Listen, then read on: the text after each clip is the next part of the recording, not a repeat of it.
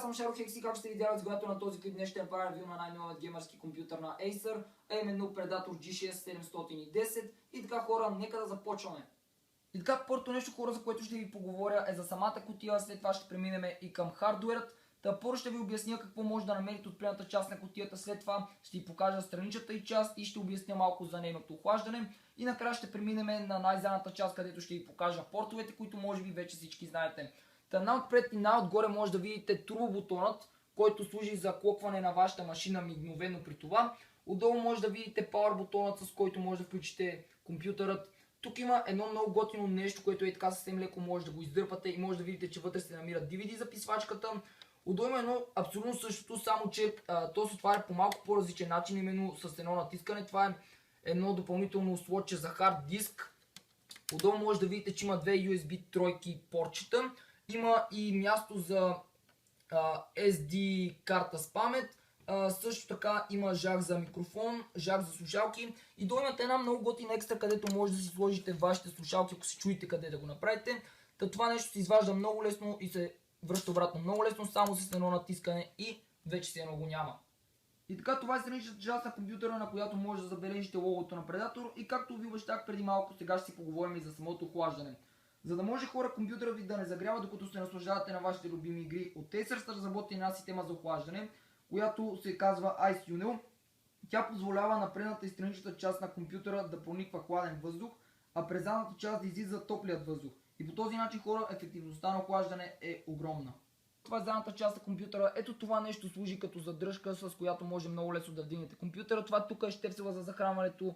Това е HDMI порта, дисплей порта. Имаме 4 USB 3 порта, 2 USB 2 порта, порт за интернет, жакове за микрофон, слушалки, тонклони, DVI конектори, HDMI портове и накрая имаме един вентилатор, който помага за охлаждането.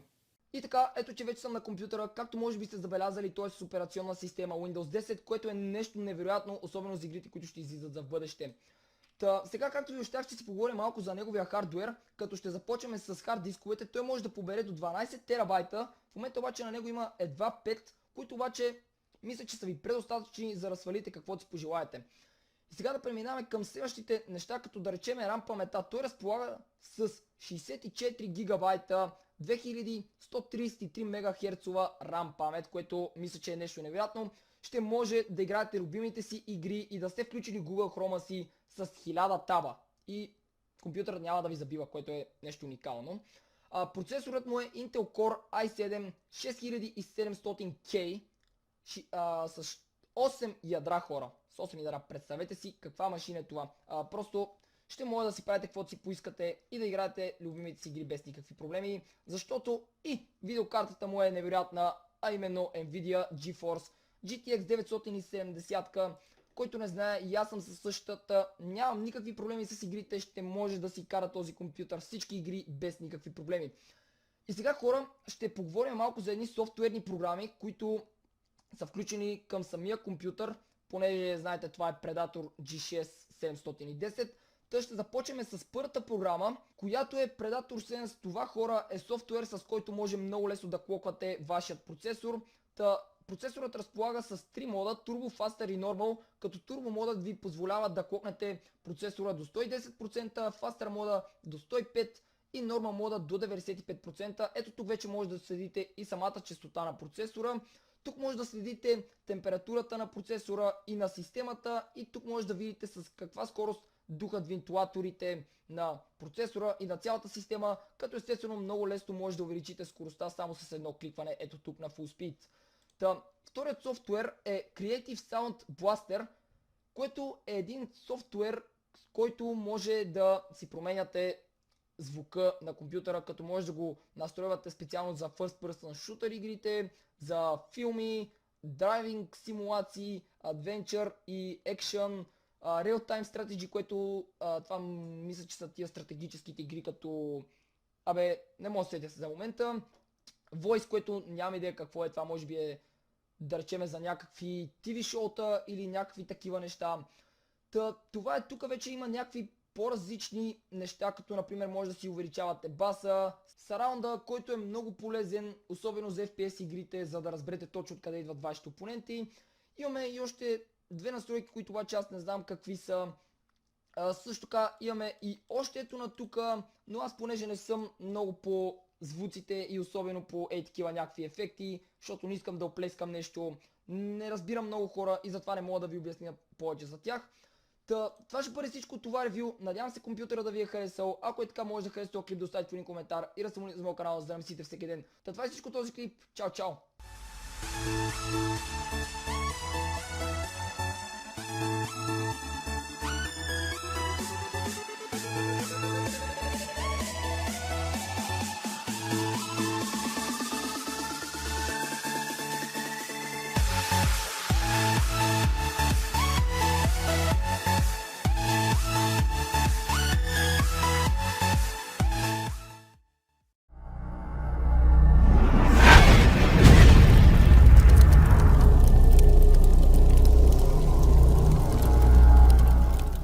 Здравейте, аз съм Шарохекс и както сте видяли от изгледането на този клип, днес ще направя ревю на най-новият геймърски компютър на Acer, а именно Predator G6 710. И така хора, нека да започваме. И така, първото нещо хора, за което ще ви поговоря е за самата кутия, след това ще преминем и към хардуерът. Първо ще ви обясня какво може да намерите от предната част на кутията, след това ще ви покажа страничната и част и ще обясня малко за нейното охлаждане. И накрая ще преминем на най-задната част, където ще ви покажа портовете, които може би вече всички знаете. Най-отпред и най-отгоре може да видите турбобутонът, който служи за клокване на вашата машина мигновено при това. Отдолу може да видите Power бутонът, с който може да включите компютърът. Тук има едно много готино нещо, което е така съвсем леко може да го издърпате и може да видите, че вътре се намира DVD записвачката. Отдолу има едно абсолютно същото, само че то се отваря по малко по-различен начин, именно с едно натискане. Това е едно допълнително слотче за хард диск. Отдолу може да видите, че има две USB тройки портчета. Има и място за SD карта с памет. Също така има жак за микрофон, жак за слушалки. И долу имате една много готина екстра, където може да си сложите вашите слушалки, ако се чуете къде да го направите. Това нещо се изважда много лесно и се връща обратно много лесно, само с едно натискане и вече се едно го няма. И така, това е страничната част на компютъра, на която може да забележите логото на Predator. И както ви обещах преди малко, сега ще си поговорим и за самото охлаждане. За да може хора компютъра ви да не загрява, докато се наслаждавате на вашите любими игри, от Acer са разработили една система за охлаждане, която се казва Ice Tunnel. Тя позволява на предната и страничната част на компютъра да прониква хладен въздух, а през задната част да излиза топлият въздух. И по този начин хора ефективността на охлаждане е огромна. Това е задната част на компютъра. Ето това нещо служи като задръжка, с която може много лесно да вдигнете компютъра. Това тук е щепсела за захранването. Това е HDMI порта, дисплей порта, имаме 4 USB 3 порта, 2 USB 2 порта, порт за интернет, жакове за микрофон, слушалки, тонклони, DVI конектори, HDMI портове и накрая имаме един вентилатор, който помага за охлаждането. И така, ето че вече съм на компютъра, както може би сте забелязали, той е с операционна система Windows 10, което е нещо невероятно, особено за игрите, които ще излизат за бъдеще. Сега, както ви обещах, ще си поговорим малко за неговия хардуер, като ще започнем с хард дисковете. Той може да побере до 12 терабайта, в момента обаче на него има едва 5, които обаче мисля, че са ви предостатъчни за да свалите каквото си пожелаете. И сега да преминаваме към следващите неща, като да речем RAM паметта. Той разполага с 64 гигабайта, 2133 МГц RAM памет, което мисля, че е нещо невероятно. Ще може да играете любимите си игри и да сте включили Google Chrome си с 1000 таба. И компютърът няма да ви забива, което е нещо уникално. Процесорът му е Intel Core i7 6700K с 8 ядра хора. С 8 ядра. Представете си каква машина е това. Просто ще може да си правите каквото си поискате и да играете любимите си игри без никакви проблеми. Защото и видеокартата му е невероятна, а именно Nvidia GeForce GTX 970, който не знае, и аз съм със същата, нямам никакви проблеми с игрите, ще може да си кара този компютър всички игри без никакви проблеми. И сега хора, ще поговорим малко за едни софтуерни програми, които са включени към самия компютър, понеже знаете това е Predator G6 710. Та ще започнем с първата програма, която е Predator Sense. Това хора е софтуер, с който може много лесно да клоквате вашият процесор. Процесорът разполага с 3 мода, Turbo, Faster и Normal, като Turbo модът ви позволява да клокнете процесора до 110%, Faster мода до 105% и норма мода до 95%. Ето тук вече може да следите и самата честота на процесора.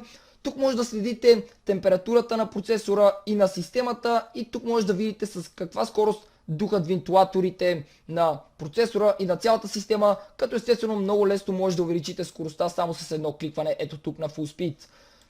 Вторият софтуер е Creative Sound Blaster, което е един софтуер, с който може да си променяте звука на компютъра, като може да го настройвате специално за First Person Shooter игрите, за филми, драйвинг симулации, Adventure и Action, Real-Time Strategy, което това мисля, че са тия стратегическите игри, като не мога да сетя се за момента.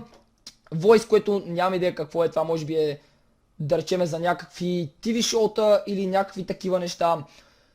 Това е, тук вече има някакви по-различни неща, като например може да си увеличавате баса, сараунда, който е много полезен, особено за FPS игрите, за да разберете точно откъде идват вашите опоненти. Имаме и още две настройки, които обаче аз не знам какви са. Също така имаме и още ето на тука, но аз понеже не съм много по звуците и особено по такива някакви ефекти, защото не искам да оплескам нещо, не разбирам много хора и затова не мога да ви обясня повече за тях. Това ще бъде всичко от това ревю. Надявам се компютъра да ви е харесал. Ако е така, може да харесате този клип, да оставите в един коментар и да се абонирате за моят канал, за да ме мислите всеки ден. Това е всичко от този клип. Чао, чао!